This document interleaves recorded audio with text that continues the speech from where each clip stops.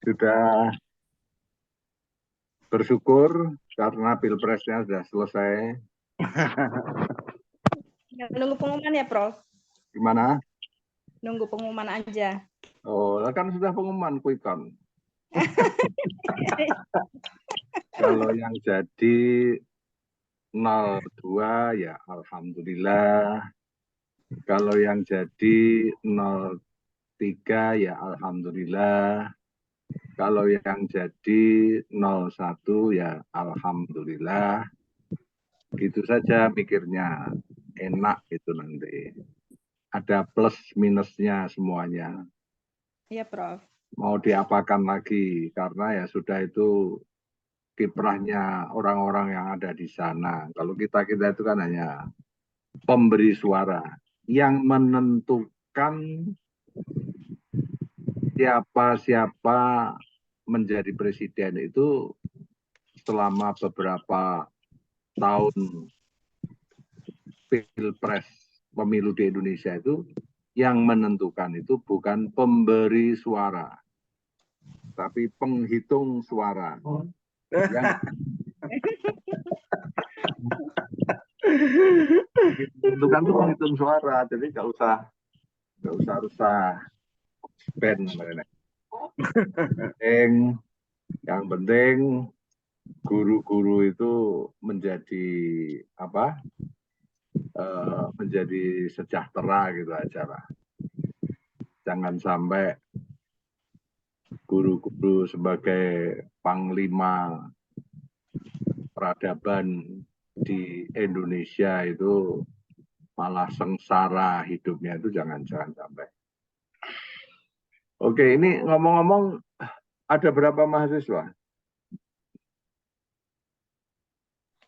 Kalau saya cek di grup itu ada sekitar 12 orang itu, Prof. 12. Ini yang masuk berapa ini? Ini yang masuknya baru 9 orang mahasiswa, Prof. Jadi masih Ya. ada yang. Oke, coba dikenalkan dulu sekilas saja. Dari ini, Rahmah Zakiyah. Ini dari mana S1-nya, kemudian S2-nya, sekarang posisinya sebagai apa, di mana, begitu. Iya, Prof. Terima kasih. Perkenalkan, nama saya Rahma Zakiatul Munawaroh. Saya S1-nya dari PGMI UIN Sunan Gunung Jati Bandung. Kemudian S2 di Prodi PGMI juga UIN Sunan Kalijaga Yogyakarta. Sekarang sedang mengajar di STI Darul Falah Bandung Barat.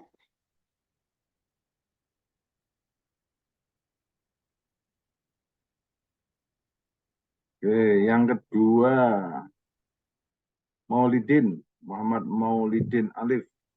Bismillahirrahmanirrahim. Assalamualaikum warahmatullahi wabarakatuh. Perkenalkan, nama saya Muhammad Maulidin Alif Utama. Saya aslinya Banyuwangi, sekarang domisili di Tangerang dan diamanahi untuk menjadi pengajar di STI Syukriyah, Tangerang. Saya S1 di UIN Jember, program studi pendidikan agama Islam. S2 juga di UIN Jember, program studi pendidikan guru madrasah ibtidaiyah. Begitu, Prof. Yang ketiga, Rita Sari. Ya, saya Prof. Assalamualaikum warahmatullahi wabarakatuh. Saya Rita Sari. Saat ini status sebagai dosen di IAIN Langsa Aceh.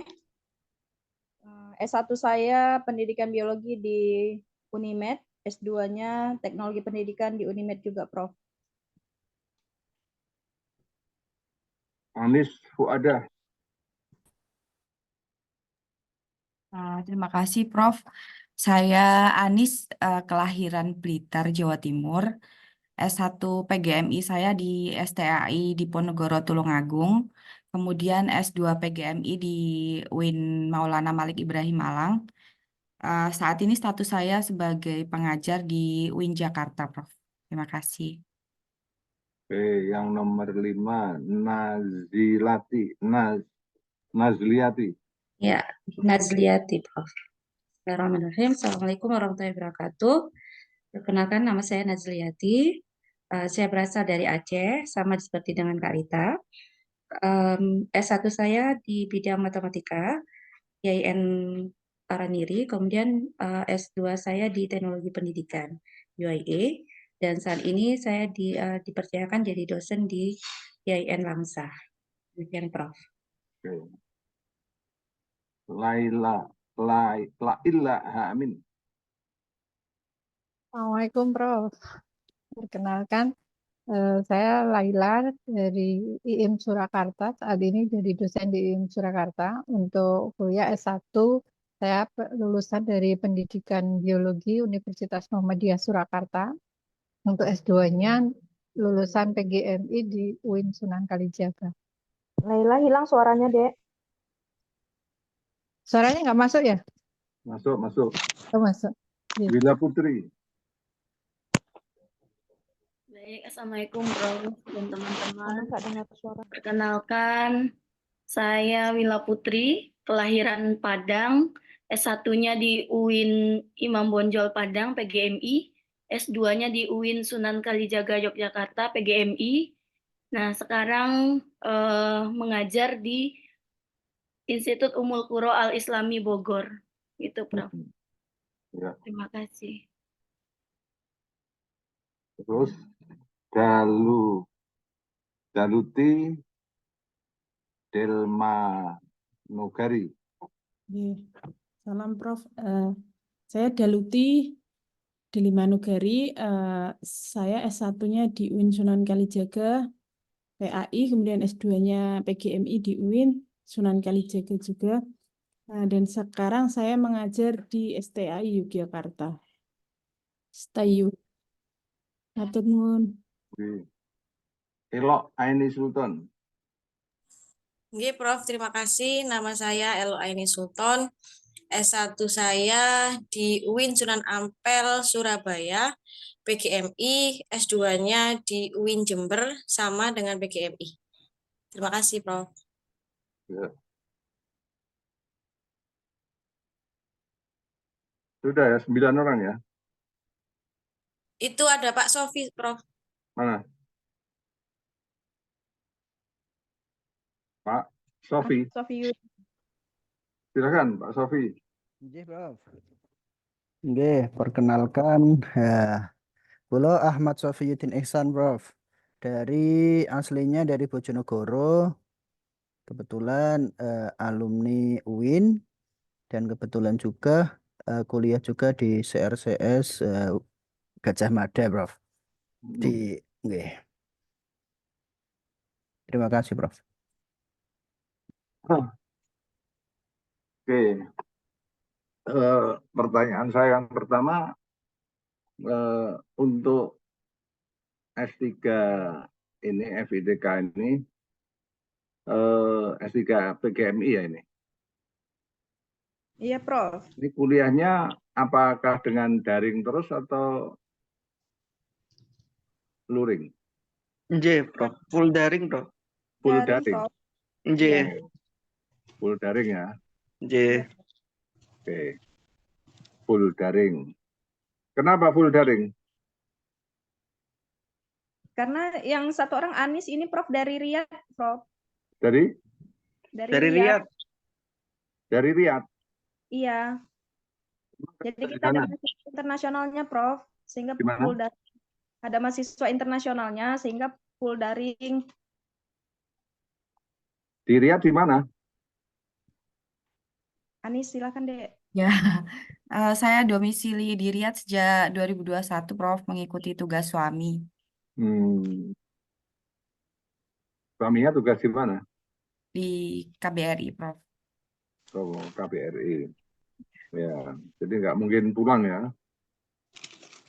Saat ini belum, Prof, hanya mudik saja. Di KBRI jadi apa di situ? Ini, Prof, di atasan pendidikan, Prof. Oh, atasan pendidikan. Tugasnya di mana suaminya?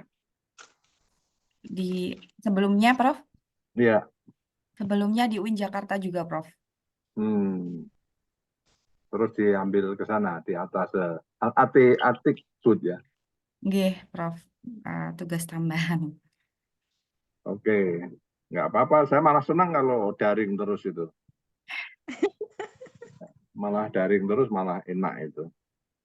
Nah, ini kan mata kuliahnya itu, kan saya nggak perlu memperkenalkan diri ya, nggak usah ya. Perlulah, Prof. Kami Ya, sudah. perlu, Prof. Kan baru pertama jumpa, Prof. Ada yang pernah jumpa saya belum? Pernah, Prof. Siapa? Daluti di mana? Ya, kalau ada acara besar di UIN, itu pernah. Cara wisuda toh? Ya, sudah. Iya. Jadi saya sekarang masih mengajar di UIN, tapi juga mengajar di tempat-tempat lain, di UMY, di UAD, dan juga di UII, ya, di UI. Kalau dulu sampai ke UMS segala dulu, tapi sekarang hanya di ini aja di UIN, UAD, kemudian UII, kemudian juga di UMY. Saya pernah nyantri di Gontor selama 11 tahun. Makanya kemarin ketika Pilpres itu saya sebenarnya hanya menginginkan presiden yang paling dekat dengan pesantren itu siapa gitu. Anda pernah mendengar apa The Religion of Java tulisan Clifford Geertz belum? Ada yang pernah dengar itu? Ada yang pernah dengar? Dengar Iya. nama Clifford Geertz-nya itu pernah, Clifford Prof. Geertz, ya, Clifford Geertz itu pernah menulis The Religion of Java. Nah, di situ dia mengkategorikan Islam Java, Islam Jawa terutama itu menjadi 3. Yang satu sebenarnya kurang relevan, tapi itulah yang ditemukan oleh Clifford Geertz. Yang pertama santri, kemudian yang kedua abangan, kemudian yang ketiga itu priayi. Nah, merujuk kepada 3 kategori itu, kalau ingin memilih calon presiden yang santri, ya tentu mau tidak mau memang nomor 1. Itu kalau mengikuti teori Clifford Geertz. Kalau mau mengikuti teori Clifford Geertz untuk priayi, ya nomor 2 itu betul-betul priayi karena kan kaya gitu ya, kaya. Kemudian yang ketiga abangan, itu bagaimanapun juga Pak Ganjar itu terasosiasi ke abangan ya, meskipun beliau juga Muslim lah, juga Muslim, apalagi didampingi oleh Pak Mahfud. Pak Mahfud itu jelas santri. Tapi kalau mengikuti itu yang paling santri ya nomor 1. Itu. Tetapi yang namanya politik itu kan tidak mesti yang terasosiasi ke santri mesti menang, itu enggak. Paling tidak menurut quick count itu ya nomor 2. Ya, nomor 2 yang jadi, nomor 3 yang jadi, nomor 1 yang jadi. Kalau menurut saya, ya wis itu memang sudah qadarullah. Ya kita terima saja, nanti kalau kita upek saja ngurusin macam-macam itu malah nggak selesai. Mudah-mudahan dengan pemimpin yang baru Indonesia lebih baik, itu saja. Kalau saya seperti itu. Karena saya memang tidak terlalu tertarik dengan urusan-urusan politik ya, meskipun politik itu penting.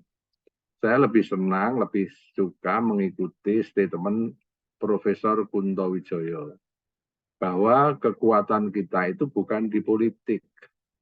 Kekuatan kita itu sebenarnya di dunia ilmu pengetahuan. Our power is not politik. Ya, knowledge is our power. Jadi itu kekuatan kita itu di ilmu pengetahuan sebenarnya.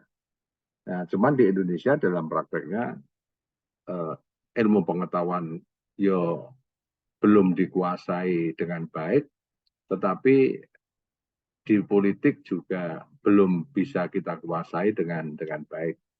Kalau dikaitkan dengan Partai Islam sejak 55 sampai hari ini, ya belum pernah menang. Yang namanya Partai Islam itu belum pernah menang. Jadi memang ada kita perlu kuat dalam bidang politik, tapi kita juga harus kuat dalam bidang ilmu pengetahuan dan teknologi. Kemudian yang ketiga, kita mesti harus kuat dalam bidang ekonomi, ya. Karena al-ghalabatu itu lil aqwa. Yang kuat, yang menang itu adalah yang lebih kuat. Lebih kuat ekonominya, lebih kuat politiknya, lebih kuat ilmu pengetahuan dan teknologinya itu. Nah, itu kaitannya dengan kesantrian saya. Kemudian saya lanjut dari Gontor ke UIN, kemudian ke Kanada, terus pulang, ya intinya seperti itulah. Nanti kalau akan tahu yang detail ya mungkin bisa kita jelaskan lebih lanjut apa kiprah saya selama ini, karena saya beberapa waktu yang lalu membuat biografi dengan dengan tagline keluarga nomor satu keluarga. Bukan berarti nepotisme, bukan, tapi saya melihat di Indonesia itu sedang darurat keluarga. Nah, ini yang ada di sini ini kan banyak sekali yang perempuan, ya, yang laki hanya 2. Itu kan kalau aktivis-aktivis perempuan itu kan banyak mengarus utamakan gender, ya. Nah, bagi saya pengarus utamaan gender itu sudah selesai. Nah, sekarang perlu pengarus utamaan keluarga. Maka saya kasih tagline itu keluarga nomor satu keluarga. Kalau tahun 2020 ada COVID-19 dan perlu protokol kesehatan, maka Indonesia ke depan ini perlu protokol keluarga. Jadi kalau COVID itu ya protokol kesehatan, prokes. Nah, untuk Indonesia ke depan ini perlu protokol keluarga. Artinya keluarga harus diutamakan betul, nomor 1 betul, jangan sampai kita itu mengalami darurat keluarga. Kalau di Jogja itu katanya di Sleman itu paling banyak masalah-masalah keluarga, kekerasan dalam keluarga, kemudian perceraian, itu luar biasa. Nah, kita sebenarnya sebagai guru, sebagai dosen itu memang perlu mengarahkan anak didik kita untuk mencetak para peserta didik yang sudah berkeluarga itu, ya kalau dalam bahasa agamanya kan sakinah mawaddah warohmah. Tetapi itu kan sangat teoritik, ya, tapi dalam prakteknya itu kan kadang-kadang jauh dari norma-norma dalam Al-Quran itu. Nah, mata kuliah kita ini kan isu-isu kontemporer dalam pendidikan dasar.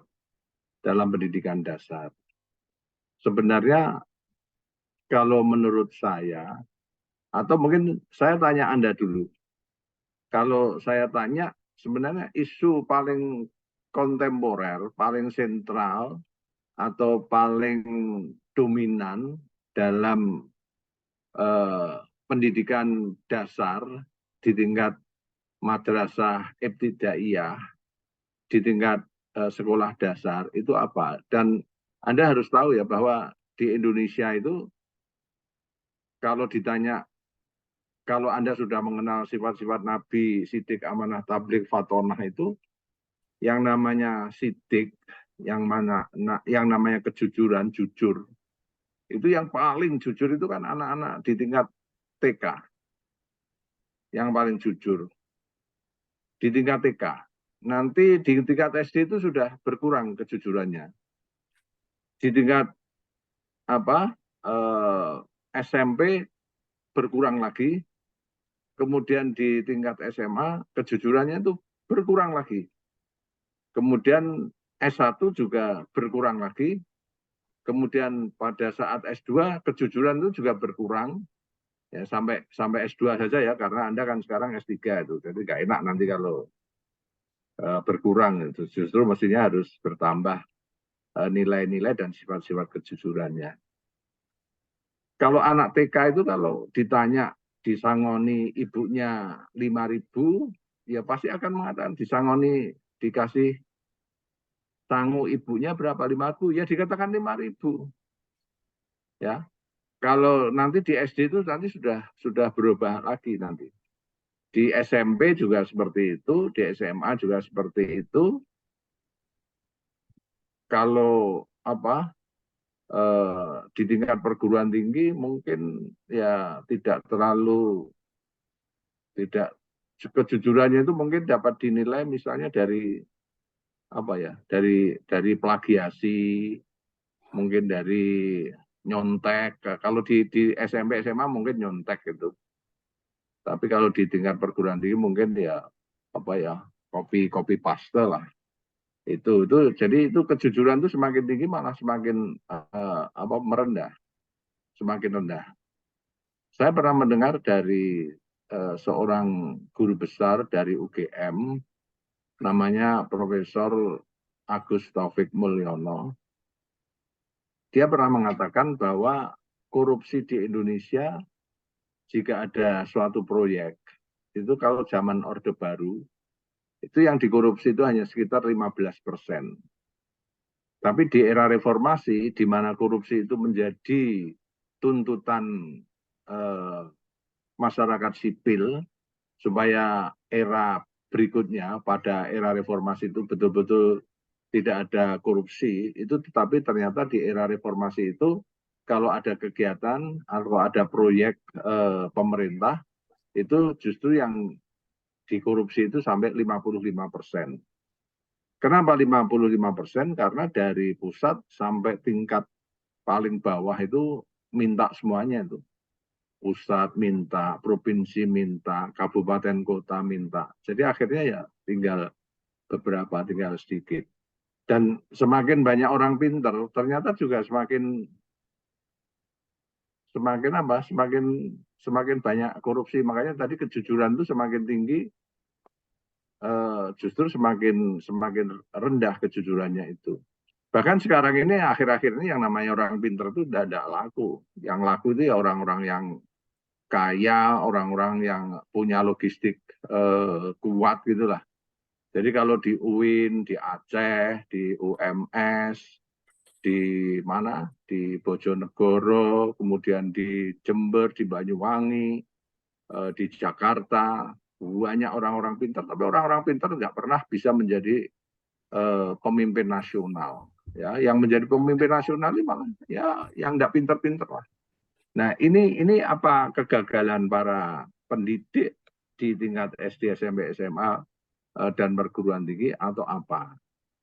Ini menjadi pertanyaan kita, makanya saya tanya, mungkin dapat dijawab satu persatu, kira-kira atau masalah apa atau isu apa yang paling sentral. Saya sudah punya beberapa pandangan ya, isu yang sentral itu ini saya sudah.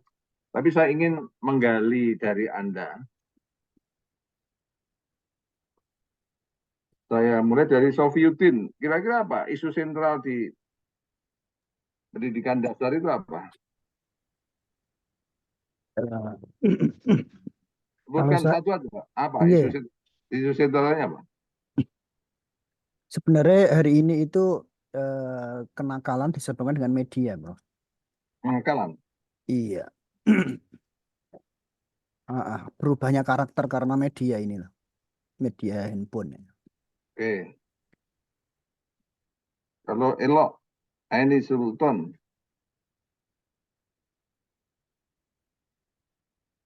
Mana Elok? Sudah tenggelam. Elok nggak ada. Daluti. Ya, Prof. Apa? Isu sentral menurut Anda apa? Isu kontemporer. Karakter Gen Z itu mungkin, Prof. generasi Z. Willa Putri. Menurut saya berkembangnya teknologi tapi dekadensi moral, Prof. Turunnya moral siswa.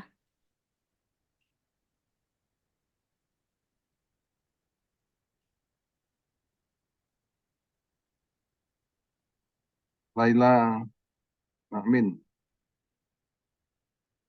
Kalau menurut saya untuk isu kontemporer yang terjadi di dalam pendidikan Islam itu fokusnya pada orientasi pendidikan Islam, di mana di dalamnya yang tadi sudah disampaikan oleh beberapa teman-teman, apakah itu generasi Gen Z, kemudian generasi strawberry, generasi sandwich, sampai dengan perubahan karakter yang diakibatkan oleh berbagai media dan lain sebagainya. Kemudian yang kedua terkait dengan pendekatan metode pembelajaran, Prof.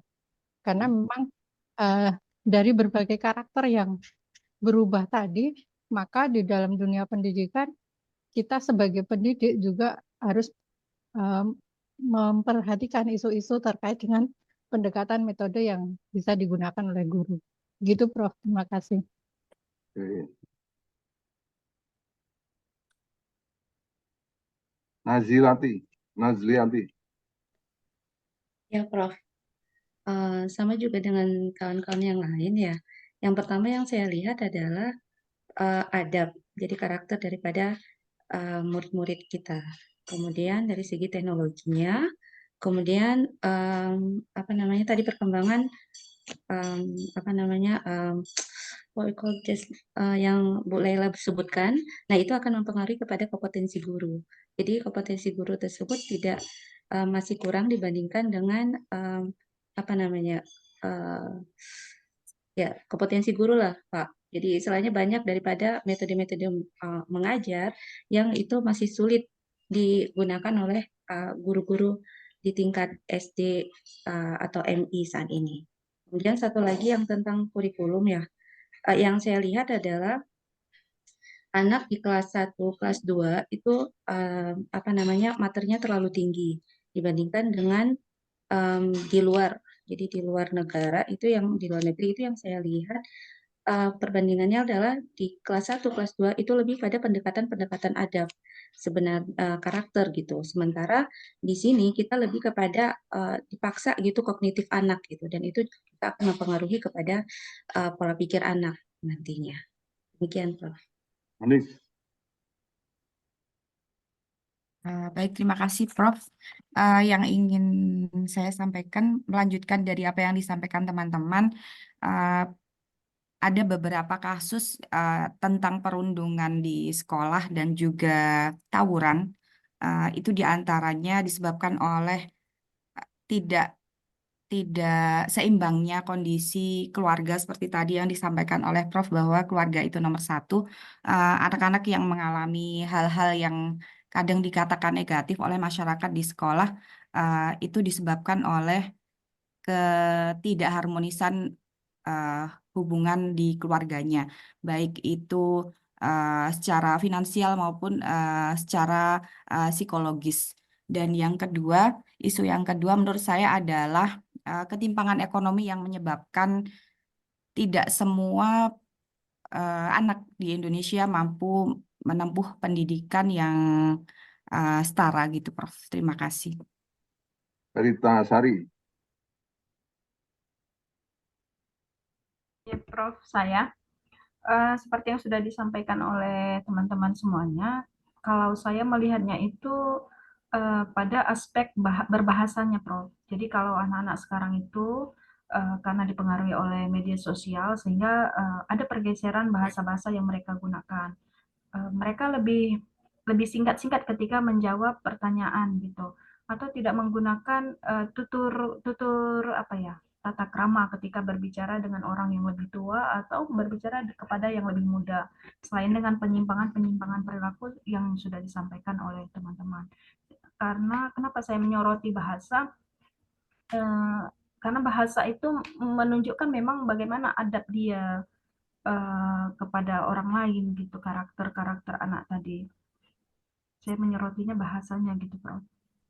Tapi tidak dinafikan juga, Prof, bahwa perkembangan teknologi itu juga berimbas pada perkembangan kognitif anak-anak gitu. Jadi kognitifnya juga ada yang semakin bagus gitu. Contoh ketika anak-anak bisa menggambar itu dengan menggunakan aplikasi apa saya lupa namanya yang sekarang itu. Jadi ada positif ada negatifnya, saya melihatnya seperti itu, Prof. Oke, Maulidin. Iya, Prof. Jadi menyambung daripada kawan-kawan tadi ya, dari sisi adalah degradasi moral. Pengalaman saya pribadi, saya pernah bertemu anak usia dasar. Suaranya? Halo? Ya, Halo? suaranya. Terdengar suara saya, Prof? Sudah. Ya. Terkait dengan degradasi moral anak usia dasar. Nah, di mana ini pengalaman saya pribadi pada saat saya bertemu dengan anak usia dasar, kemudian dia lagi main HP, kemudian waktu itu saya ajak sholat. Apa kata dia? Bacot. Seperti itu. Itu anak usia SD. Nah ini terjadi sebuah ketimpangan yang dimana sangat berbeda dengan waktu saya masih kecil, Prof. Saya pernah kecil, Prof, meskipun udah besar seperti ini. Seperti itu. Kemudian terkait dengan ini sisi lain juga terkait dengan siswa berkebutuhan khusus atau inklusif, Prof. Itu juga tidak bisa dipandang sebelah mata juga, Prof. Itu urgen juga sebagai pembahasan. Seperti itu, Prof, dari saya. Terakhir, Rahman. Oke, Prof. Terkait dengan isu sentral, sama seperti yang disampaikan oleh teman-teman, bahwa memang yang saya perhatikan adalah lebih kepada pengembangan karakter atau isu karakter yang ada pada siswa. Karena ketika kita berbicara karakter, tentunya kan itu faktor yang merubahnya banyak ya, tadi ada teknologi, kemudian keluarga. Nah, berfokus ke keluarga, sekarang itu kan banyak istilah seperti adanya fatherless, kemudian penerapan parenting yang memang masih sedikit orang tua paham seperti itu. Sebelum kemudian siswa masuk ke sekolah gitu. Karena kan karakter itu tidak terbentuk ketika siswa masuk sekolah, tapi terbentuk sebelum itu gitu. Keluarga adalah berdasar pertama, jadi yang lebih ditonjolkan mungkin lebih kepada bagaimana pembentukan karakter di keluarganya tersebut sebelum dia ke sekolah, seperti itu, Prof. Oke, tadi yang belum siapa tadi? Elok Ainis. Mana Elok? Hadir, Prof. Mohon maaf tadi masih ada tamu. Kalau menurut saya degradasi moral itu yang sudah disimpulkan atau dipaparkan oleh teman-teman, memang yang pertama memang keluarga. Jadi di keluarga itu banyak orang tua yang menginginkan anaknya itu semuanya bisa, akan tetapi khususnya di ekonomi ke bawah banyak keluarga yang hanya menuntut anak tersebut, akan tetapi tidak menjadi role model bagi anak tersebut, sehingga anak tersebut mencari pelampiasannya atau mencari kebahagiaannya di luar gitu. Untuk yang kedua, untuk teknologi tadi, pengaruh media sosial itu juga sangat berpengaruh. Kalau tadi Pak Maulidin bilangnya ketika disuruh sholat bilang yang tidak pantas, kalau di lingkungan sini sendiri, di lingkungan kami sendiri itu banyak kata-kata yang menurut mereka itu hanya kata-kata viral, akan tetapi tidak punya makna. Jadi mereka hanya ikut-ikutan aja tanpa tahu makna tersebut. Itu lebih ke pengaruh media sosial, terutama di TikTok gitu. Begitu, Prof. Terima kasih. Ada yang masih mau menambahkan? Atau izin, Prof? Rian, Saya Prof. konfirmasi, Prof. Saya di kelas mana ya, Prof? Tambah satu. Siapa ini? Oke, Prof. Agus Rian Oktori, Prof. Siapa? Agus Rian Oktori, Prof. Oh, tadi belum ya? Iya, Prof. Tadi saya begini, Prof. Lagi hujan di sini, Prof. Cari sinyalnya agak susah, Prof. Di mana Anda? Saya di Bengkulu, Prof. Bengkulu. Oke, Prof.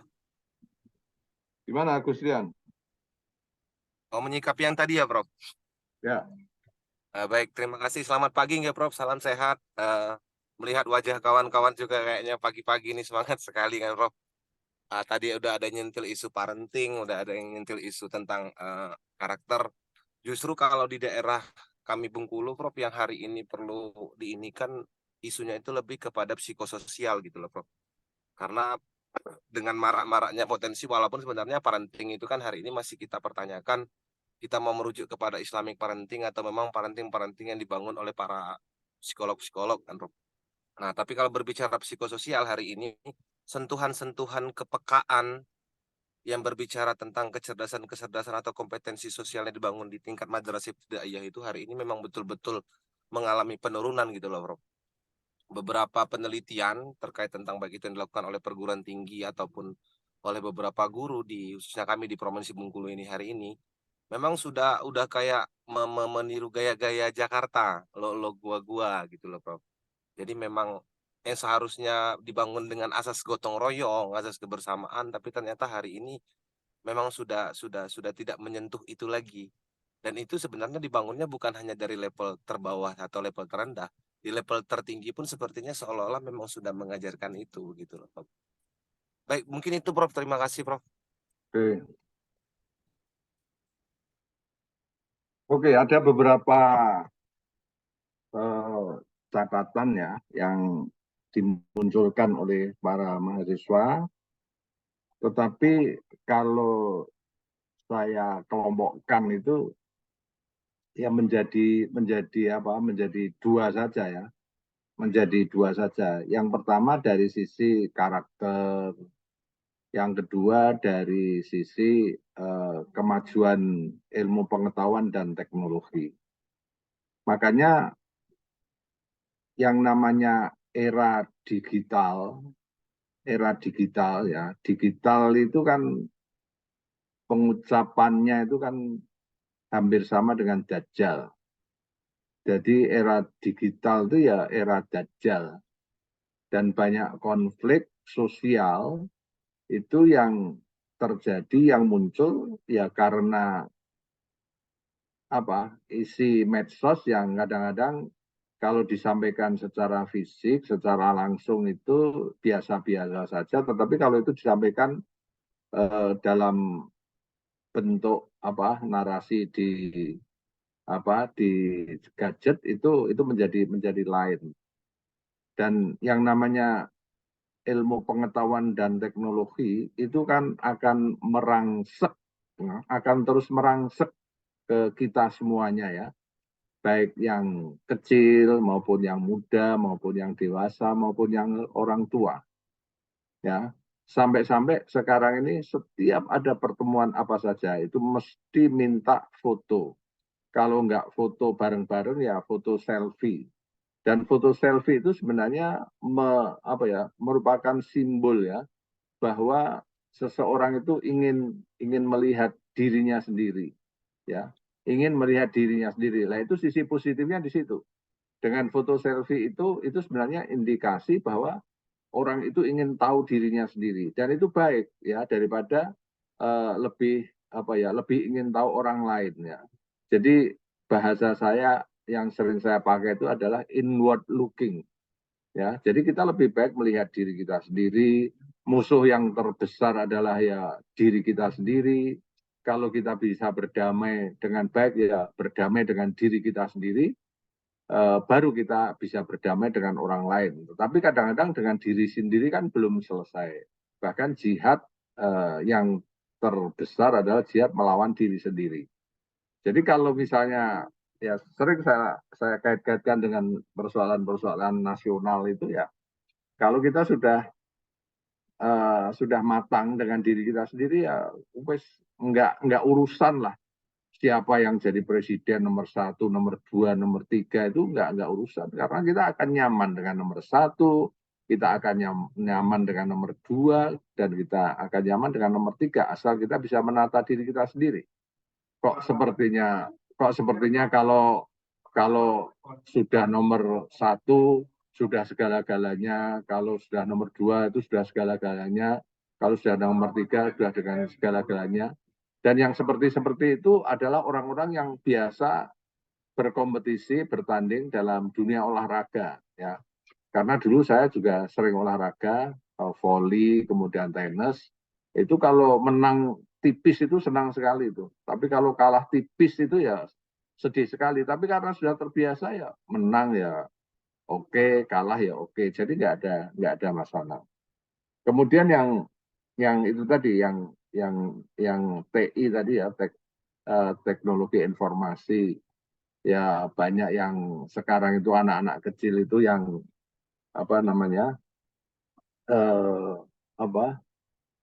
sampai untuk mau makan, untuk jangan menangis saja kalau sudah dikasih HP itu sudah seperti itu. Dan itu memang ya kalau dia dilihat dari sisi bahaya ya ada bahayanya. Tapi dari sisi manfaatnya sebenarnya juga ada manfaatnya, apalagi tadi banyak anak-anak yang bisa menggunakan aplikasi secara lebih baik. Nah, kemudian yang kedua, persoalan moral, persoalan karakter, persoalan akhlak, dan itu memang Nabi sendiri diutus itu kan untuk liutamima makarimal akhlak. Nah, karena liutamima itu fi'lun mudhari'un, itu makanya itu proses. Tidak seperti dalam dunia ilmu pengetahuan ya. Sekarang diteliti, besok ketahuan hasilnya. Tapi kalau membina, menyempurnakan akhlak itu tidak bisa. Sekarang disempurnakan, terus besok menjadi orang yang paling jujur, itu nggak bisa. Itu melalui proses. Maka ketika dulu Pak Jokowi mengembangkan, mewacanakan revolusi mental, itu saya termasuk tidak cocok. Karena yang namanya revolusi itu kan ya lebih cepat, lebih lebih dahsyat begitu ya. Apalagi kalau itu dikaitkan dengan mental nggak bisa itu. Kalau mental itu ya evolusi akhlak, bukan revolusi mental. Jadi dua itu yang menurut Anda semua, kurikulum memang tadi juga masuk ya. Kemudian tadi ada metode pembelajaran itu masuk. Itu nanti saya kira akan menjadi bagian dari pembahasan kita dalam diskusi kita. Tetapi yang lebih penting dari itu semuanya, saya mempunyai beberapa isu kontemporer atau mungkin isu yang kita anggap penting ya dalam proses pendidikan dasar itu. Memang ada buku problematika dan inovasi pendidikan dasar, ya, problematika dan inovasi pendidikan dasar. Ya, soal inovasi. Tapi kalau kita menuntut inovasi, kreativitas anak-anak itu kelihatannya masih sulit. Dan yang saya lihat di sini di dalamnya ya sekitar manajemen ya, manajemen dalam pendidikan dasar. Ya, itu dari sekian buku yang saya lihat itu yaitu problematika dan inovasi pendidikan dasar. Nah, kalau setelah saya baca beberapa buku, itu saya menemukan isu kontemporer yang itu perlu kita selesaikan, yang mesti itu perlu kita garap, perlu kita diskusikan. Yang pertama, dalam proses pendidikan, itu yang paling utama menurut saya adalah manusianya. Manusia pendidik dan manusia terdidik dan manusia yang mengurusi pendidikan itu. Ya, mungkin administrasi lah. Jadi ada guru, ada murid, kemudian ada administratur pendidikan. Jadi ada guru, ada murid, ada administratur pendidikan. Jadi ada 3 komponen ya. Jadi manusianya, kalau saya nomor 1 itu manusianya. Itu yang paling utama. Jadi kalau ditanya isu kontemporer dalam pendidikan dasar, kalau menurut saya ya isu manusianya itu sendiri. Ya manusia guru, manusia murid, dan manusia administratur pendidikannya. Itu yang pertama. Itu kalau menurut saya. Tetapi yang tidak kalah penting adalah Dan itu menjadi sangat menentukan ya, ketika sebuah lembaga pendidikan itu memiliki seorang pemimpin, seorang kepala madrasah, seorang kepala sekolah, kepala SD, kepala SMP, kepala SMA, dan rektor perguruan tinggi atau ketua perguruan tinggi. Itu sangat menentukan. Jadi siapa yang memimpin, ya?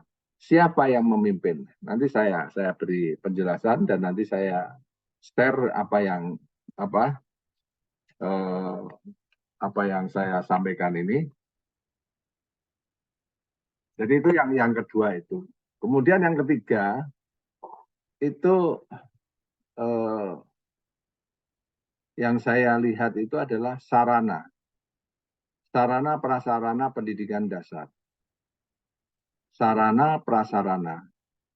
Jadi termasuk teknologi informasi, termasuk IT, itu menurut saya termasuk sarana. Kemudian di dalam sarana itu ya bagaimana ruang belajarnya, ya, bagaimana sarana prasarana pembelajarannya, ya, bagaimana toiletnya itu bersih apa tidak. Nah, itu penting sekali. Maret yang lalu saya itu ke Osaka dan ke Tokyo ya. Dan itu berbeda dengan ketika saya tahun 2017 juga ke sana. Itu ya subhanallah, yang namanya Jepang itu yang namanya kamar kecil, kamar mandi itu selain bersih ada airnya. Dan itu bersih sekali. Jadi bersih, modern, wangi, dan menarik. Tidak ada kok yang namanya toilet, kemudian terkesan kumuh, jorok, itu hampir tidak ada. Semuanya dalam keadaan bersih. Ya. Coba sekarang Anda bandingkan dengan misalnya toilet yang ada di rumah Anda, atau toilet di beberapa masjid dekat rumah Anda, atau mungkin toilet di beberapa masjid yang pernah Anda kunjungi. Ya, itu coba Anda bandingkan. Bahkan ketika saya menjadi narasumber dengan Gus Yahya, ketika beliau mau menulis fikih peradaban itu, ya saya hanya mengemukakan peradaban bersih. Ya, kebersihan itu saya anggap sebagai sebuah peradaban. Tapi kalau kotor, jorok, kumuh, itu menurut saya itu sebuah kebiadaban. Sampai saya bilang seperti itu. Jadi bersih, wangi, harum, modern, itu dalam konteks toilet saja dulu, itu menurut saya itu sebuah peradaban itu.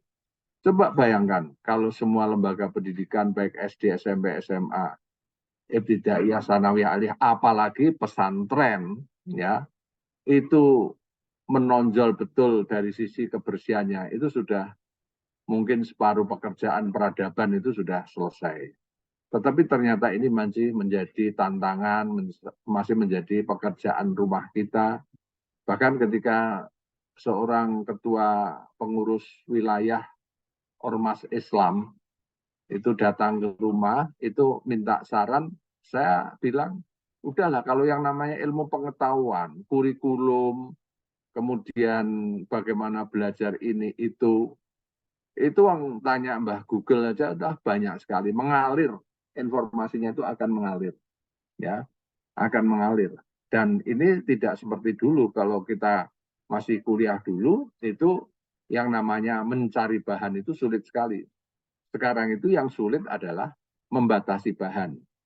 Nah itu, makanya saya bilang, udahlah, Anda ngurusin kamar kecil, kamar mandi, atau toilet, atau tempat ibadah para guru, siswa, murid, itu dalam keadaan bersih. Itu saja, saya kira itu sudah menyelesaikan banyak hal. Jadi kalau misalnya di musola SD, musola SMP, di musola SMA atau di perguruan tinggi itu ada karpetnya, ya karpetnya jangan yang kumuh, karpetnya juga yang selalu dibersihkan. Kalau di situ ada sajadah, kalau di situ ada sarung, ada mukena, ya sarung mukena yang bersih. Ya, coba sekarang Anda perhatikan saja. Ada enggak masjid yang toiletnya itu lebih bersih daripada mal-mal yang ada di kota-kota besar di Indonesia? Kalau Anda pernah ke Masjid Demak misalnya, wah itu mungkin beberapa tahun yang lalu, mungkin sekarang sudah bagus mungkin. Itu kan tempat wisata, Masjid Demak itu. Wah itu bukan sekedar kumuh ya, tapi pesingnya bukan main itu. Dan ini menjadi tugas kita, menjadi pekerjaan kita. Jadi terkait dengan sarana prasarana itu ya tempat kuliah, tempat belajar itu ya harus yang baik. Kalau kemarin banyak orang mewacanakan program internasional, ya yang internasional itu jangan karena menggunakan bahasa Arab atau bahasa Inggris lalu sudah itu menjadi kelas internasional, itu enggak. Ya, internasional itu juga dari sisi sarana prasarana, ya AC-nya ada apa tidak, kemudian bahasa pengantarnya memang bahasa internasional, tapi ini masih debatable. Dan yang lebih penting kalau saya bilang dengan teman-teman yang sok pengen internasionalisasi itu, ya saya bilang ya yang dipikirkan jangan hanya bahasa pengantarnya aja, karena internasional lalu sudah pakai bahasa Arab, bahasa Inggris, baik disertasinya maupun tesisnya itu sudah dianggap internasional. Enggak, itu belum selesai. Yang diinternasionalisasi itu bukan hanya pengantarnya dan bukan hanya tulisannya saja, tetapi juga ruangannya harus kelas internasional. Dan yang paling penting juga adalah honorarium dari kelas internasional itu. Nah, kalau honorarium di kelas internasional sama dengan yang kelas nasional, satu SKS misalnya seketewu, ya siapa yang akan mau mengajar secara internasional? Banyak yang tidak mau. Nah, kemudian kalau kaitannya dengan bahasa pengantar misalnya, ya karena ini internasional maka harus pakai bahasa Arab atau pakai bahasa Inggris. Nah, anak saya itu, ya mohon maaf, anak saya itu di FMIPA UGM di Departemen Ilmu Komputer dan Elektronika itu mengajar juga kelas internasional di FMIPA Departemen Ilmu Komputer dan Elektronika kelas internasional. Namanya kelas internasional, jadi bayarnya di situ juga lebih banyak.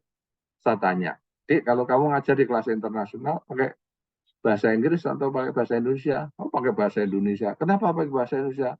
Lah mahasiswanya semuanya orang Indonesia kok, ngapain pakai bahasa Inggris ya? Sampai seperti itu jawabannya. Nah, oleh karena itu ini yang kaitannya dengan sarana prasarana. Jadi yang pertama tadi manusianya, kemudian kepemimpinannya, kemudian yang ketiga sarana prasarana, ya yang menyangkut semua yang saya jelaskan tadi. Kemudian yang keempat itu yang terkait dengan kurikulum. Tapi kurikulum itu kan biasanya kan given, ya. Tidak ada kok. Ya mungkin ada lah kurikulum design by the school, ya, yang dirancang oleh sekolah itu sendiri. Tetapi kan kadang-kadang buku ajarnya, kemudian kurikulumnya sudah di SK-kan dari sana, dari mana? Dari atas sana juga repot. Bahkan yang namanya gelar itu pun juga sekarang kan juga ditentukan.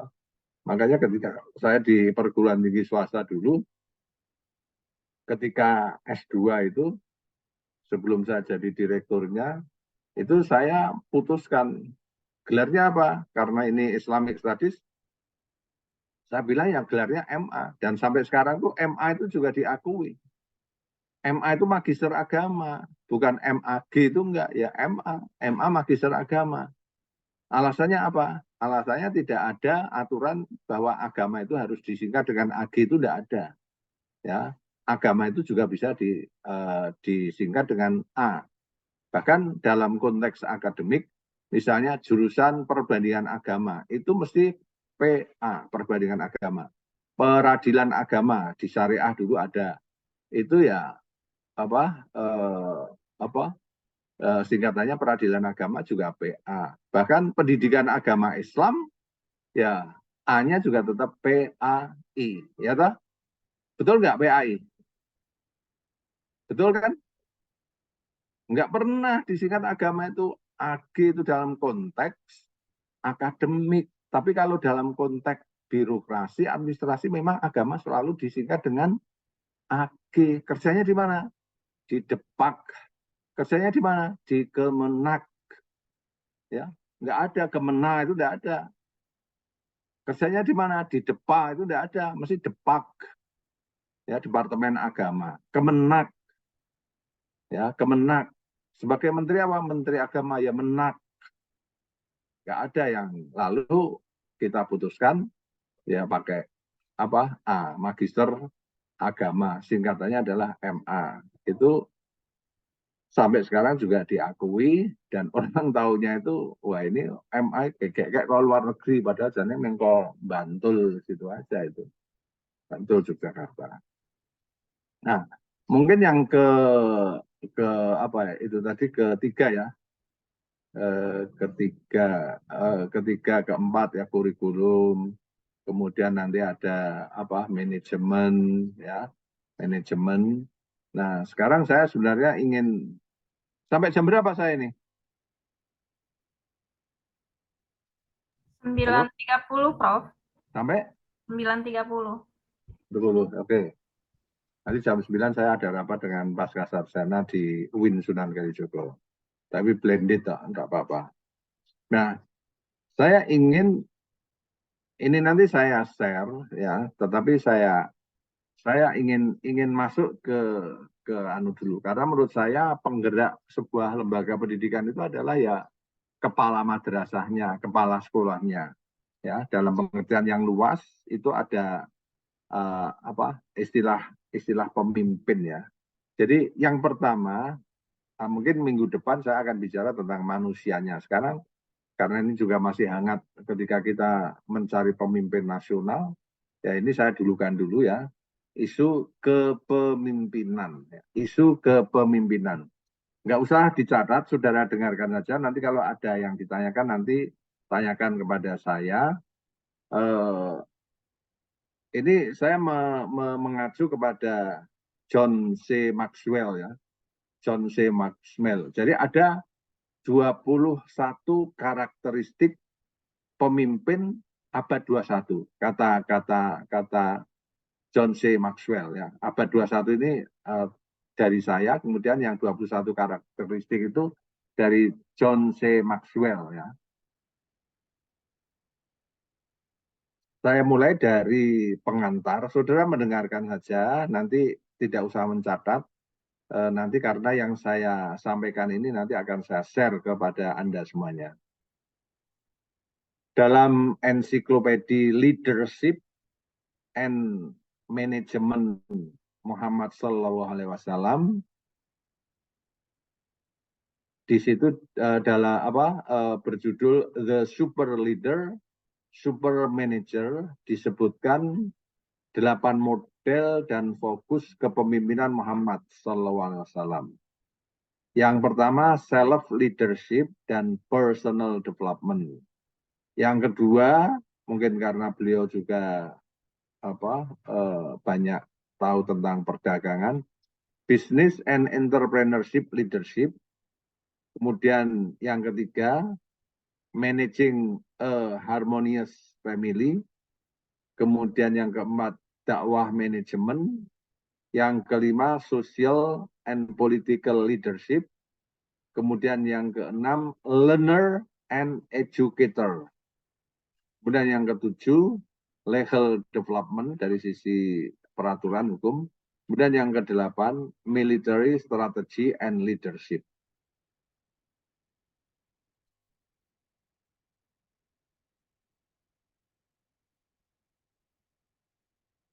Nah, dalam konteks ini karena kita Anda semuanya sebagai pendidik, maka saya hanya akan ngambil yang poin 6, yaitu learner and educator. Ya, learner and educator. Karena menurut buku ini Muhammad SAW itu sesungguhnya adalah pembelajar sejati dan guru besar peradaban dunia. Guru besar peradaban dunia. Tulisan ini akan berbicara tentang karakteristik leadership yang dapat diaplikasikan, kira-kira dapat diaplikasikan pada lembaga-lembaga pendidikan dasar di Indonesia. Tidak saya baca semua. Para nabi tidak mewariskan emas atau dirham, tetapi mewariskan ilmu pengetahuan.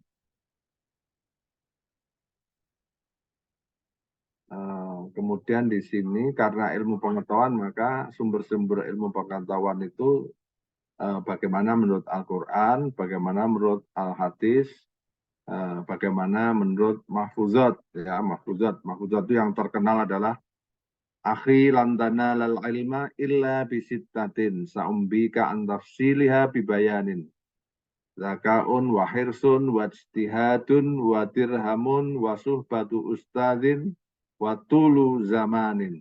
Tapi tulu zaman di sini dalam konteks S3, ini saya wanti-wanti kepada Anda, itu jangan memegangi ya tul zaman itu, jadi waktu yang lama itu. Saya berharap kepada Anda itu ya nanti S3 ini ya 3 tahun itu selesai, ya nggak usah molor-molor sampai 3,5 tahun sampai 4 tahun, apalagi 5 tahun, apalagi nggak selesai itu jangan sampai naudzubillah min dzalik. Jadi diupayakan 3 tahun selesai. Saya sering memberi nasihat kepada mahasiswa S3 itu, ya justru ketika sedang masuk seperti ini. Jadi cepat menentukan kira-kira nanti akan menulis disertasi tentang apa. Udah direnung-renungkan dulu, karena itu nanti masih akan berubah. Jadi perenungan itu bisa minggu pertama, bisa minggu kedua, bisa minggu ketiga, bisa minggu keempat. Tapi minggu kelima mesti sudah harus ketemu. Jadi cepat menentukan judul, cepat maju proposal, tentu setelah memenuhi syarat-syarat sudah kuliah berapa semester begitu ya, mungkin 1 semester atau 2 semester. Kemudian cepat meneliti, cepat menulis, dan cepat maju ujian, meskipun disertasinya itu nanti dikatakan oleh pembimbing atau oleh penguji itu jelek. Ya, daripada tidak selesai-selesai, tetapi disertasinya juga tetap jelek. Kenapa saya mengatakan seperti itu? Karena yang namanya disertasi itu, sehebat apapun Anda menulis, pasti nanti di depan pembimbing ada salahnya. Di depan penguji apalagi. Ujian pertama tertutup misalnya, itu mesti banyak catatan. Ya, kemudian nanti ujian terbuka, itu juga masih saja ada catatan. Maka dengan bahasa yang lain, cepat menulis, cepat selesai, meskipun jelek, daripada tidak selesai-selesai, tetapi ya tetap jelek. Gitu. Saya bilang seperti itu. Itu untuk memberi motivasi supaya tidak terlalu lama. Karena disertasi yang baik itu kan ya disertasi yang selesai sebenarnya. Di Amerika Serikat dan hampir di seluruh dunia, lembaga pendidikan kelas dunia memiliki kesamaan karakteristik. Mereka memiliki tenaga pengajar atau guru yang unggul. Ya, yang unggul itu yang seperti apa? Nah, kemudian memiliki pemimpin yang sportif. Ya, pemimpin yang sportif yang memang di backup oleh tenaga pendidik dan tenaga kependidikan di lembaga tersebut. memiliki tradisi keilmuan dan kebudayaan yang kuat. Kemudian memiliki sistem finansial yang efektif. Ya, tetapi di Indonesia kan masih banyak lembaga-lembaga pendidikan yang mati tidak, kemudian hidup juga tidak. Para pemimpin lembaga pendidikan tersebut memiliki pandangan dasar yang sama bahwa guru, tenaga pengajar adalah mesin penghasil mutu lembaga dan bahwa kepemimpinan yang sportif merupakan bahan bakar yang menggerakkannya. Para administrator akademik yang juga berfungsi sebagai pemimpin sportif membantu menciptakan kondisi antar pribadi, kelembagaan, dan keuangan yang dibutuhkan untuk mendukung tingginya tingkat kinerja lembaga pendidikan. Jadi gini, dalam sebuah lembaga pendidikan itu ada pemimpin, ada kepala. Kemudian di sini ada dosen, ada guru, ada tenaga administrasi. Jadi kalau bicara bahan bakar, itu ya pemimpin, ya kepala sekolahnya ini. Kepala sekolahnya kalau hanya duduk, mimpin rapat, ya hanya perintah sana sini, kemudian keliling ke sekolah, ke kelas-kelas. Selama kelasnya sudah ada tas gurunya, ya udah dianggap guru yang aktif, padahal gurunya malah keluar belanja, tapi di situ ada tasnya, ya. Jadi pemimpin atau kepala ini adalah yang membakar. Makanya ini sebagai bahan bakar. Yang lain-lainnya itu sebagai mesin. Ya. Bahan bakar inilah yang menggerakkan mesin semuanya itu. Jadi di sini ada bahan bakar, di sini ada mesin. Ya, yang menjadi bahan bakar itu adalah kepalanya, pemimpinnya. Nah, kalau kepalanya itu hanya ropat, rapet, gitu, kemudian tidak punya wawasan, tidak punya pandangan yang visioner, ya, mintanya hanya dihormati, yang penting tanda tangannya, ya, perintah sana, perintah sini, itu tidak akan maju sekolah itu. Makanya ini yang penting. Jadi pemimpin itu, kepala itu sebagai bahan bakar. Kemudian yang pegawai administrasi, guru, dan sebagainya, ini sebagai mesinnya. Jadi bahan bakar yang membakar semua komponen yang ada di lembaga pendidikan tersebut. Ini yang penting sekali. Jadi siapa bahan bakarnya, siapa pembakarnya, siapa yang dibakar. Ya, yang dibakar itu ya anak buahnya itu. Di SD Muhammadiyah Sapen, sebelah UIN Sunan Kalijogo itu dulu ada, ya sampai sekarang ada SD ya, SD-nya masih ada. Ketika itu yang memimpin itu namanya Pak Sutrisno namanya. Sutrisnya kepala SD Sapen, bukan Sutrisno dosen, tapi ya bukan. Wah, itu sebelum jam 7 dia sudah datang. Kemudian murid itu masuk sekolah itu melangkahkan kakinya itu pakai kaki kiri dulu atau pakai kaki kanan. Ya. Kemudian murid itu datang terlambat atau tidak. Ya. Kalau terlambat 1 menit sudah tidak boleh masuk. Nanti setelah pelajaran pertama baru boleh masuk. Itu luar biasa dan itulah yang menjadikan SD Sapen itu sangat fenomenal dan sampai sekarang juga masih menjadi SD yang berkualitas gitu. Kebetulan anak saya 3 itu laki-laki semua, semuanya dari SD Muhammadiyah Sapen. Yang nomor pertama, ini maaf ya, ini sekaligus menambahi perkenalan tadi. Yang nomor 1 itu dari SD Sapen, kemudian ke SMP 5, SMP Negeri 5 Yogyakarta, kemudian ke SMA 3 Yogyakarta, kemudian ke ITB, S1, S2 di ITB, kemudian menjadi dosen di DIGE, Departemen Ilmu Komputer dan Informatika, elektronika di FMIPA UGM. Kemudian 2017 sampai 2020 itu persis 3 tahun itu menyelesaikan S3-nya di Kyoto University di mana di Kyoto sana di Jepang, ya, beasiswa dari Jepang. Istrinya dari Fakultas Kedokteran di mana di UGM, sekarang menjadi dosen di Fakultas Kedokteran UII. Nah, mantu saya nomor 1 ini adalah bapaknya Dr. Khalid Bedowi, itu sepupunya Gus Dur, jadi asli Jombang. Kalau sepupunya Gus Dur kan jelas NO ya, jelas NO itu. Masih dengar suara saya? Tasik, Prof. Itu yang nomor 1.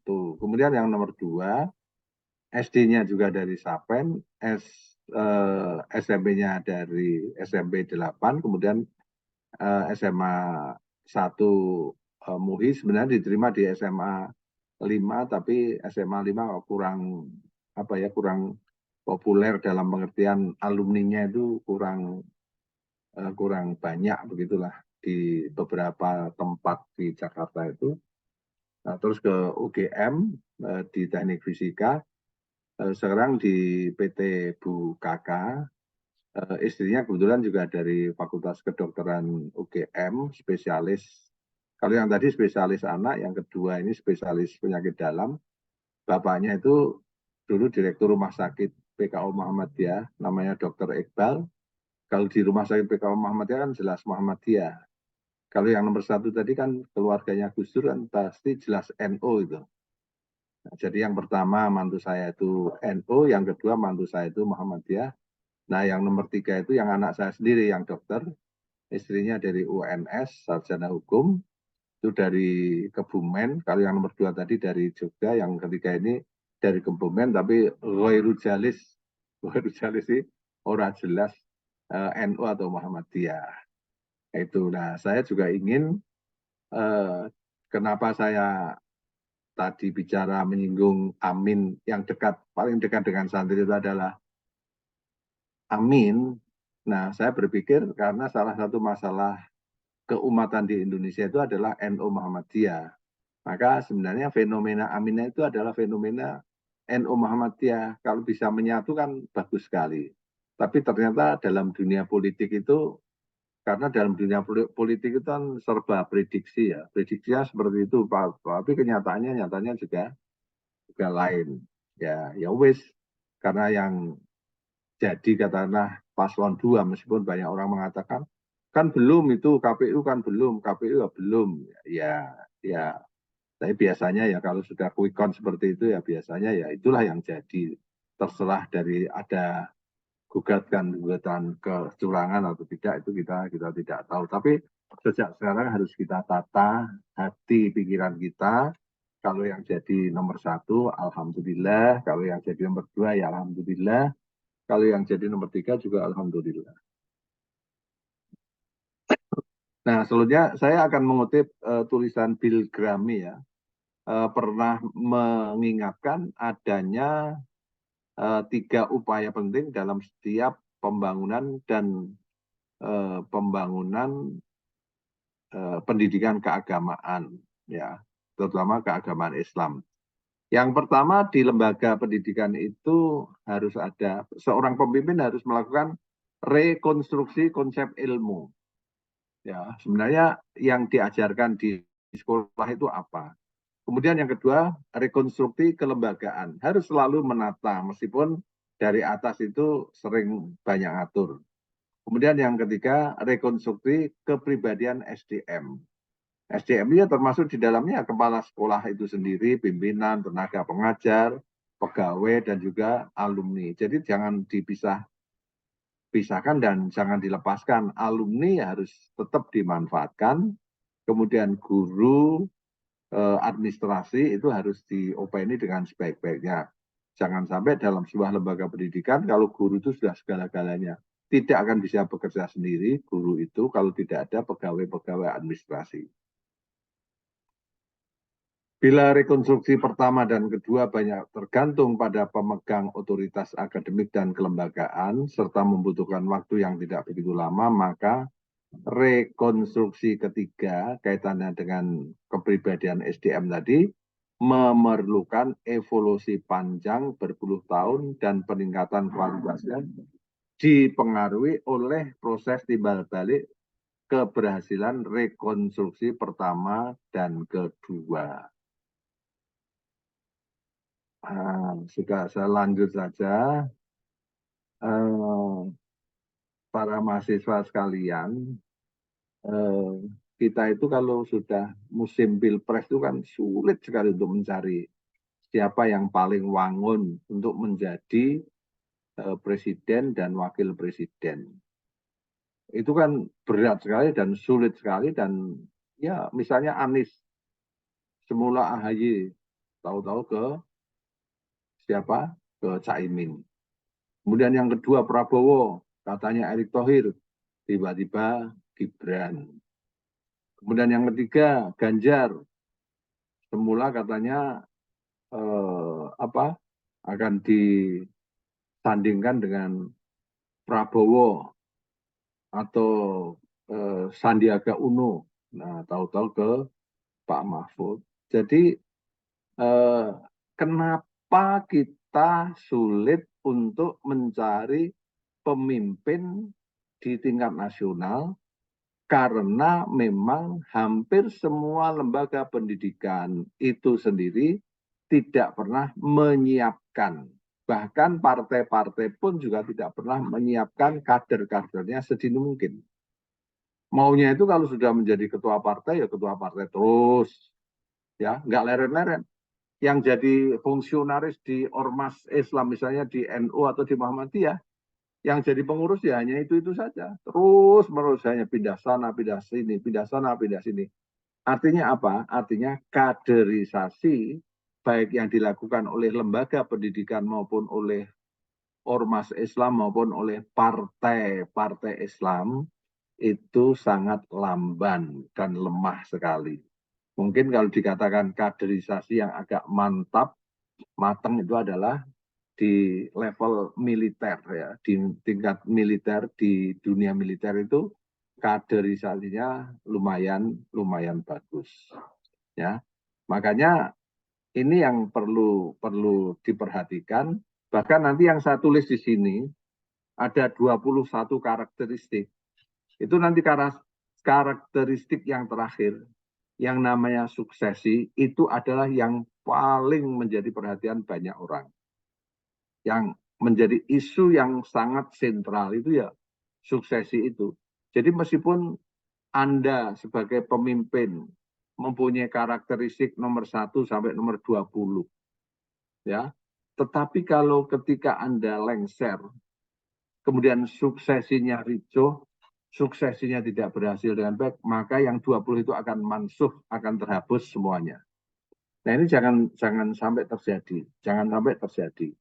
Ya, kalau kepala madrasah atau kepala sekolah dasar itu kan memang ya namanya di Indonesia itu yang namanya pemimpin kan hanya ada 2 caranya, dipilih atau ditunjuk. Kalau di level negeri itu kan di swasta sebenarnya juga seperti itu, ya ditunjuk saja. Kepala kanwilnya mau ngangkat si A atau si B, ya sudah ditunjuk, dikasih SK, sudah selesai. Ya. Nah, makanya sering terjadi guru-guru ataupun pegawai-pegawai di sebuah lembaga pendidikan, misalnya di SMP ataupun di sanawiyah ataupun di aliyah, itu kadang-kadang kalau yang diberi orang itu sebenarnya protes, tetapi ya tidak bisa apa-apa. Karena itu sudah given, sudah dikasih SK, di-SK-kan. Nah, yang seperti ini apakah akan terus-menerus terjadi? Ini ya terserah kepada Anda semuanya. Dan kalau sudah di-SK-kan seperti itu ya, sing jenenge guru, sing jenenge murid, sing jenenge pegawai administrasi di tempat itu ya sudah menerima begitu saja. Nggak mungkin menolak, dikembalikan itu nggak mungkin. Nah, makanya ketika Anda menjadi pemimpin yang ada di Kanwil, itu sebaiknya tetap dengan bahasa yang lain, dengan cara yang lain, ya bertanya-tanya kira-kira yang paling baik siapa untuk menjadi kepala madrasah atau kepala sekolah ini. Itu perlu dilakukan. Jadi tidak lihat.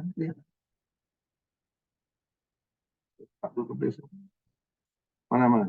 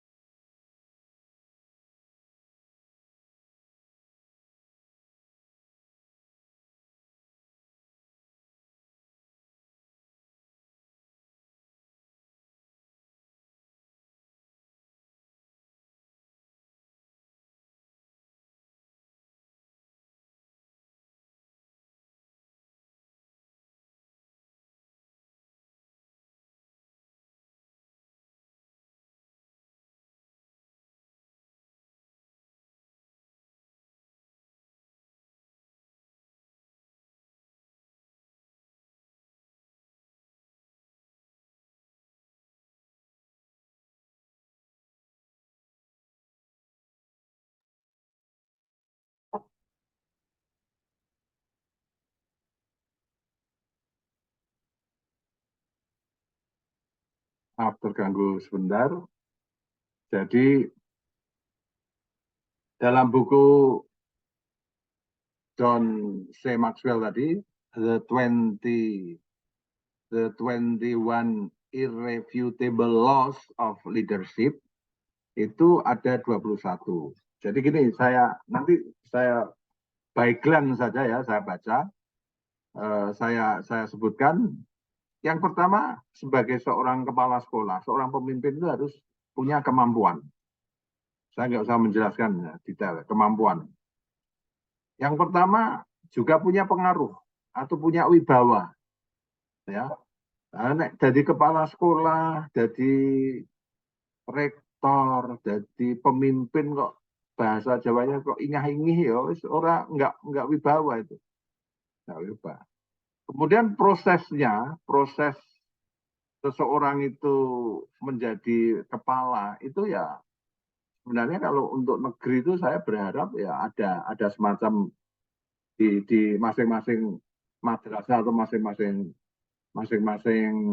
sekolah itu punya kayak dewan pertimbangan gitu ya, ada dewan pertimbangan sekolah gitu ya. Itu mungkin ada 5 atau 7 guru dewan pertimbangan itu ketika mengusulkan, ketika akan ada kepala madrasah, kepala sekolah yang baru ya yang dewan pertimbangan sekolah itu mungkin metani kira-kira siapa. Nah, lalu itu diusulkan ke Kanwil gitu. Nah, nanti baru Kanwil itu yang memutuskan di antara 3 yang ada. Navigasi itu dalam memimpin ya menjadi kepala sekolah, seseorang tidak hanya sebagai pengemudi sebuah kapal, tetapi pemimpin harus mampu menjadi pengendali ya keseluruhan isi kapal itu. Jadi bukan sekedar iso nyopir ya. Kalau dalam bahasa kemudi itu ya tidak hanya sekedar nyopir atau tancap gas, tapi bagaimana mobil itu dapat dikendalikan dengan baik oleh si pengemudi itu. Kemudian yang kelima, mempunyai nilai tambah. Coba Anda menjadi kepala madrasah, kepala sekolah, kemudian Anda punya nilai tambah.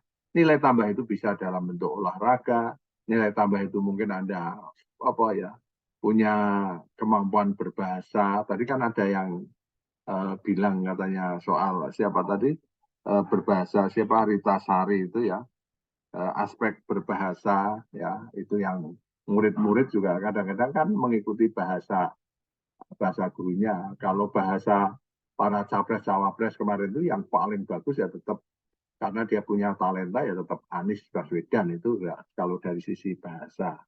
ya, dari sisi bahasanya runtut, bagus sekali. Kemudian pemimpin juga harus yang dipercaya, punya kepercayaan. Kemudian punya penghargaan, ya, selama ini memang dihargai oleh masyarakat sekolah. Kemudian juga punya intuisi kepemimpinan, kemudian juga punya daya tarik, punya magnetisme, ya. Kemudian kepala sekolah jangan hanya sekedar karena dia dekat kroninya, jangan. Tapi kepala sekolah itu, pemimpin itu punya jaringan apa tidak? Nah, ini penting. Kemudian dia juga harus punya orang inner circle, ya, lingkaran dalam. Kemudian kepala sekolah, pemimpin itu juga mampu memberdayakan anak buahnya. Kemudian dia namanya itu potret, ya. Masyarakat melakukan sesuatu karena telah melihat, memotret pemimpinnya. Jadi memang yang bersangkutan memang, oh ya wangun, nek DS yang diangkat, yang jadi. Jadi jangan sampai misalnya Anda menghendaki Ganjar, tahu-tahu yang jadi kok Prabowo misalnya, waduh, kok Prabowo? Nah, karena Anda sudah punya potretnya Ganjar, atau Anda sudah punya potretnya Prabowo, loh, kok tiba-tiba kok Anies? Nah, itu. Kemudian pemimpin itu juga harus pandai-pandai melakukan koordinasi. Kemudian pemimpin itu selalu berusaha bagaimana sekolah itu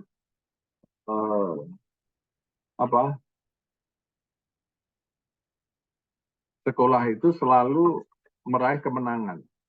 Karena saudara-saudara sekalian, sekarang ini parade kita itu adalah parade kemenangan, bukan parade kekalahan. Nek mau jadi murid pengen kalah ini oke kancane banyak temannya. Tapi bagaimana supaya murid-murid kita itu selalu menang dalam semua arena, ya, pergumulan, perdebatan, pertengkaran akademik dengan sekolah-sekolah yang lain. Nah, kemudian ketika Anda menjadi kepala madrasah, kepala sekolah, nah itu Anda anggap sebagai itu momentum. Karena setelah Anda tidak menjadi kepala madrasah, tidak menjadi kepala sekolah, ya Anda sudah tidak punya momentum lagi untuk meningkatkan, menggerakkan itu. Kemudian punya skala prioritas. Jangan semuanya semuanya lalu menjadi baik secara bersamaan, itu tidak. Kalau saya kemarin ada keluarga saya jadi wakil rektor gitu di sebuah perguruan tinggi, dan ketika di UIN saya juga selalu menyampaikan kalau soal akademik itu kan nggak kelihatan, tapi kalau soal tata ruang, ruang luar, ruang dalam, itu kan langsung bisa dibaca. Maka diakui atau tidak diakui, yang namanya Pak Jokowi itu dia sudah bisa membuat jalan tol, ya, di seluruh Indonesia. Oh, itu sudah tidak bisa diingkari itu. Tidak bisa diingkari itu sudah. Dan juga beberapa bandara. Mungkin ada yang kecewa, ada yang gimana kalau saya dari Jogja ke Surabaya itu paling dia sampai 8 jam. Kadang-kadang sampai 9 jam. Ke Jakarta juga sekitar 10-12 jam. Sekarang bisa kita tempuh dalam jarak 6 jam. Ya diakui atau tidak. Dan setiap saya lihat lewat jalan tol misalnya Solo Madiun, Solo Surabaya itu ya, waduh kita bisa menikmati betul, apa Solo Semarang juga seperti itu. Itu sangat menarik, dan itu diakui atau tidak, ya kalau punya hutang ya wajar. Saya tidak memilih Jokowi, tapi dengan karya beliau seperti itu, saya tetap mengapresiasi beliau. Ya, kalau apik ya di lemapik lah. Gitu. Jadi kalau untuk harmoni persahabatan, pergaulan itu ya kita lebih baik, dan ini termasuk akhlak yang perlu kita kembangkan, kita lebih baik mendahulukan husnudon daripada siudon. Nek kita mendahulukan suudon itu pikirannya ora bakal tenang. Wah, ini saya cepat saja ini karena jam 9 saya juga ada rapat. Pengorbanan, pemimpin juga harus berkorban. Kemudian pemimpin juga harus pandai-pandai menghargai waktu, kemudian harus melakukan perubahan perkembangan secara radikal. Nah, kemudian yang terakhir ini adalah soal suksesi. Ya, suksesi. Suksesi itu ya kaderisasi lah. Nilai utama dan terakhir seorang pemimpin diukur dari keberhasilannya dalam suksesi. Ya, udah ini panjang lebar ini ya, nanti saya share saja ya ini ke siapa tuh ketua kelasnya nih? Ketua kelasnya siapa? Pak Maulidin. Maulidin, Pak. Maulidin. Prof. Siapa? Ya. Maulidin. Ya, Prof. Oke, nanti dibuat grup ya di Maulidin. Sampun, Prof. Sampun. Oh ya wes. Nanti tak kirim ke grup aja nanti biar tidak saudara Maulidin tidak. Jadi hari ini kita perkenalan, kemudian yang kedua saya kasih topik soal pemimpin. Mungkin ini masih kalau masih diperlukan karena ada bahan yang lain yang terkait dengan kepemimpinan. Mungkin sekali lagi kan saya hanya 6 kali katanya, hanya 6 kali. Nah nanti saya akan bicara tentang manusia, kemudian yang selanjutnya soal manajemen dan seterusnya. Mungkin itu saja. Maaf ini saya belum bisa membuka tanya jawab karena jam 9 ini saya harus rapat di Pascasarjana UIN Sunan Kalijogo. Nanti habis Jumat rapat di UII. Jadi nanti saya kirim aja ya ke grup ya, Mas Maulidin. Iya, Prof. Oke, itu aja. Semoga berkah dan sehat-sehat selalu. Karena sehat itu sangat dan menjadi mahkota bagi kita semuanya. Oke, begitu aja. Saya ucapkan terima kasih dan mari kita akhiri dengan bersama-sama membaca hamdalah. Alhamdulillahirrabbilalamin. Assalamualaikum warahmatullahi wabarakatuh. Waalaikumsalam warahmatullahi wabarakatuh. Sehat-sehat, Prof. Kami. Terus. Matur nuwun, Prof.